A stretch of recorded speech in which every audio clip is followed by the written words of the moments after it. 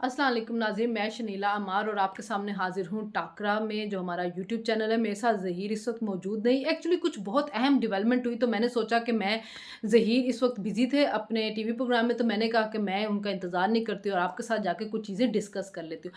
आज हुआ ये है कि बुशरा बीबी जो हैं वो टीवी के ऊपर आई हैं, उन्होंने कौम के साथ खिताब किया है।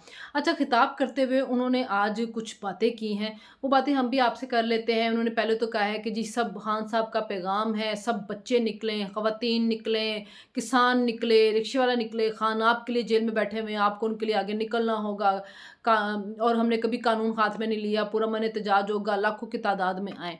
लेकिन बात ये है कि वो खान साहब के लिए निकली तो हैं कि खान साहब को रिहा कराया जाए। उन्होंने कहा कि अगर खान साहब को रिहाई मिल जाएगी, तो फिर वो खुद निकल के फैसला करेंगे कि ये एहतजाज होना है कि नहीं होना। तो अगर एहतजाज रिहाई के लिए हो रहा था, खान साहब निकल जाएँगे, तो फिर एहतजाज का वहाँ पे क्या मतलब रहेगा ना। लेकिन जो ख़तरनाक बात उन्होंने कर दी है, वो उन्होंने खान साहब के लिए एक बड़ा घड़ा खोद दिया। एक तो मुझे लगता ये है कि बुशरा बीबी जो हैं, वैसे ही किसी डील के तहत बाहर आई हैं, और डील शायद ये है कि पार्टी को ख़त्म कर दो या इमरान को माइनस कर दो, बुशरा बीबी लॉन्च हो जाए। आज वैसे भी ज़राए के ज़रिए ख़बरें मिल रही थी कि जी आज गंडापुर साहब की इमरान साहब ने क्लास ली। उन्होंने कहा कि जी तुम अगर इस दफ़ा भी नाकाम हुए तो मैंने पार्टी बुशरा बीबी के हाथ में दे देनी है। और बुशरा बीबी वैसे भी इस पार्टी को कंट्रोल तो कर रही हैं। जब वो पेशावर में बैठी लोगों को के साथ उन्होंने बातचीत की, उनको ऑर्डर दिए, सॉरी बातचीत तो बड़ा अच्छा लफ्ज़ मैं बोल गई, उनको ऑर्डर दिए।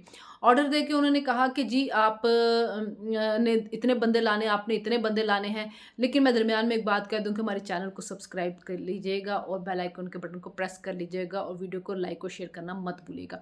तो बुशरा बीबी ने उनको कहा कि जी 10,000 बंदा लाना है, एमपी ने 5,000 बंदा लाना है, गिरफ्तार नहीं होना, अगर गिरफ्तार तो मैं पार्टी से निकाल दूँ। तो ये एक बहुत बड़ा क्लेम है, हम कितने दिनों से इसके ऊपर बात कर रहे थे, तो इससे तो लगता है पार्टी वैसे ही ख़त्म होती जाएगी। उसके बाद उन्होंने एक और जो बात की, उन्होंने कहा कि इमरान साहब जब मदीना गए नंगे पाँव, तो वो वापस आए तो जनरल बाजवा को कॉल आ गई कि ये तुम किसको उठा लाए हो? हम शरीयत को ख़त्म करना चाहते हो, तुम शरीयत के ठेकेदारों को लेके आ गए हो। तो इसके बाद ही मेरे खिलाफ कैंपेन शुरू होगी, खान साहब के भी शुरू होगी। अच्छा, अब आप इसमें ये देखें कि अब वो किस पे जा रही हैं कि वो जनरल बाजवा ने को पहले अमेरिका ने कॉल की थी, अमेरिका से साज़िश हुई थी, अब उन्होंने उसको सऊदी अरब पे पहुँचा दिया। तो उन्होंने अब कह दिया है कि जी सऊदी अरब ने मेरे खिलाफ साज़िश की, मतलब हमें शरीयत हम लाना शुरू कर रहे थे। वो बताना ये चाह रही थी कि सऊदी अरब वाले को क्या पता हो कि शरीयत क्या होती है। हमें पता था कि शरीयत क्या है। जैसे खान साहब कहते नहीं कि इनको क्या पता हो, मैं इंडिया को इंडिया से ज़्यादा जानता हूँ, मैं यूरोप को यूरोप से ज़्यादा जानता हूँ, मैं लंदन को लंदन से ज़्यादा जानता हूँ।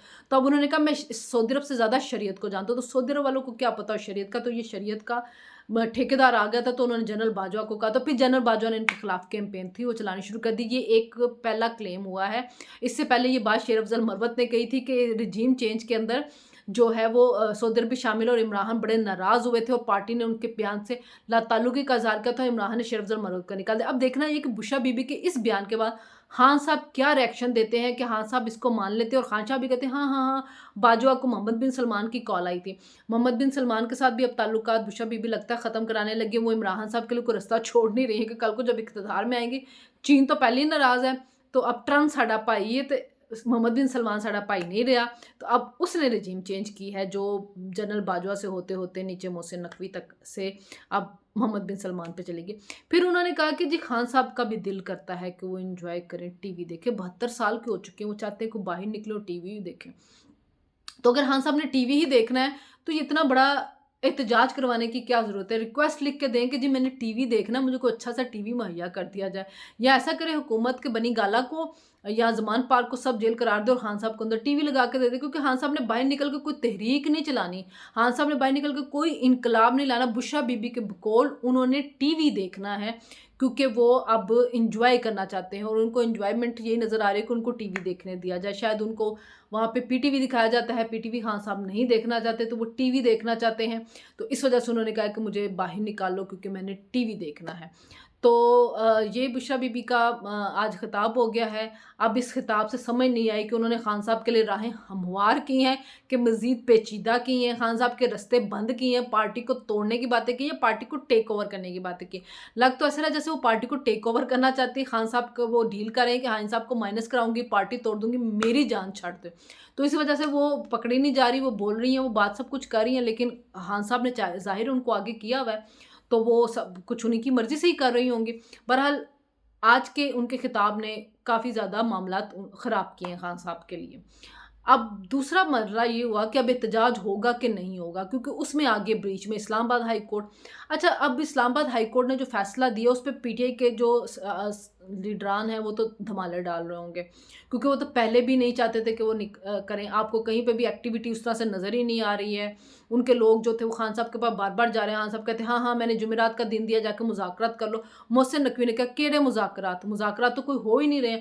اب سمجھ نہیں آ رہی، خان صاحب جھوٹ بول رہے ہیں، محسن نقوی جھوٹ بول رہے ہیں کہ وہ کہہ رہے ہیں جی ہاں جی مذاکرات ہو رہے ہیں، میں نے ان کو مذاکرات کا دے دیا ہے ٹاسک، وہ کہنے کو مذاکرات ہو ہی نہیں رہے ہیں۔ خان صاحب کہتے ہیں مجھے رہا کر دیں تو پھر میں احتجاج روک دوں گا، یعنی کہ بات وہی بات ہے کہ رہائی اور ٹی وی تک کی بات آئی ہوئی ہے۔ تو بہرحال وہ جی انہوں نے کہا کہ مذاکرات کوئی نہیں ہو رہے۔ اسلام آباد ہائی کورٹ میں معاملہ گیا تو محسن نقوی نے وہاں پہ کہا جی جس نے احتجاج کرنا اپنے اپنے علاقوں میں کرو، ہر کوئی اسلام آباد کیوں آنا چاہتا ہے، لوگوں کی زندگیوں مشکل میں کیوں بنا رہے ہیں؟ کیونکہ اس احتجاج کو رکوانے کے لیے تاجر برادری جو تھی وہ گئی ہے اسلام آباد ہائی کورٹ میں، ادھر سے پشاور کی بھی گئی ہے۔